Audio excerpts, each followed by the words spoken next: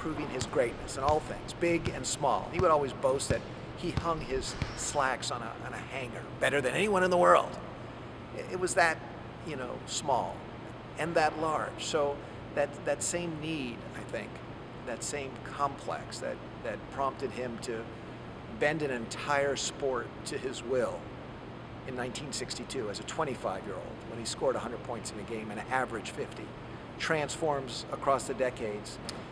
I wanted to bring that night back to life vividly, and it was hard to do because what I realized is, though this is kind of the statistical Everest of American sports, you know, basketball fans talk about the triple-double.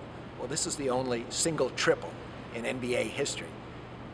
No one knew really anything about it. There were no television cameras there. You know, there were only 2 still photographers there. One from the local Harrisburg, Pennsylvania newspaper, who had gone to Hershey, Pennsylvania, where the game was played. But he left after the first quarter. But I think to score 100 points in a game, you have to not only want to do it, you have to, on a deeper level, need to do it. And as I say, Wilt was 7'1", 260 pounds. He had a Goliath-sized skill set, but he also had a Goliath-sized ego. And a publicist at that time comes up with this brilliant idea. He takes a piece of paper out and he writes 100 on it. He said, "Wilt, hold this." So there's Wilt holding up the piece of paper. And it's become the enduring, iconic image of that game, of that night. That's what people think of. The trick in narrative nonfiction is to bring a moment to life on the page so that the reader can experience it on the page as the participants did in real time. I conducted more than 250 interviews over a 2.5-year period, including with 15 players from that game and 41 other people who were there, including club officials, one of the referees, the broadcaster. Everybody had a piece of this puzzle that I was trying to put together. So this piece of wood right here, if you can imagine, was part of the floor of that game. During my research in Hershey, Pennsylvania, someone told me, you know, the floor they played on is over there at the campgrounds. I said, really? So, wanting to actually see it, I went over to the Hershey High Meadow campground and was escorted to the second floor, a loft in a barn. And there was the entire floor from Wilt's 100-point game. It was a kind of a clicked-together, tongue-and-groove kind of floor that dated to 1936, and it was originally used for roller skating. And so it looked like it had been put together by a dyslexic carpenter. I mean, part of the free throw line was here and there, and you know, part of the joy in research is in touching, you know, things, the tactile sense of being a part of the story you're writing. And so I walked around the floor and just imagined the game, and then I left. And I was outside the barn walking to my car, and somebody says, "Hey," and I look back and he said, "Here," and he hands this to me. I said, "What is that?"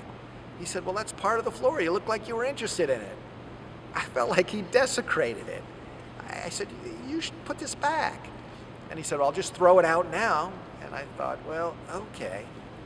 And you know, they say if you go to a Civil War battlefield and you put your ear to the ground, you can hear the cannons, Gettysburg or Shiloh.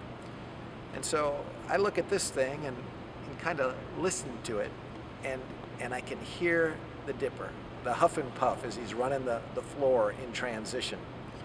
And if you look at it, it kind of looks like it's sunk with the Edmund Fitzgerald. It looks like it's been, or maybe been in a vat of Hershey's chocolate for the last half-century. But if you scratch away at some of it, you get to the lighter wood, to that moment when this floor lived and when that 100-point game lived.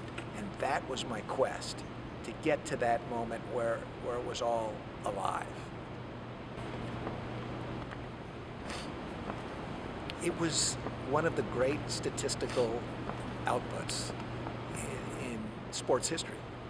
I mean, it's up there with Joe DiMaggio's 56-game hitting streak, and I suppose there are other big numbers out there. But 100 points, I mean, think about what 100 suggests in our culture. It's a perfect score on a test. It's a century. It's perfection. It's not that he scored 98 or 102, although it's worth noting that he did get called for defensive goaltending twice in that game. So you could argue that he really scored 104 points. But it's 100. It's 100. And it was sitting there on like a galleon sunken on the ocean floor. And I went after it because I thought it mattered. And my book, Wilt 1962, became really a story about America beyond mid-century. But, you know, it's been 13 years now since he died. And I think all of that should dissipate like smoke. And we should see him for what he was, the single most transformative figure in the history of professional basketball.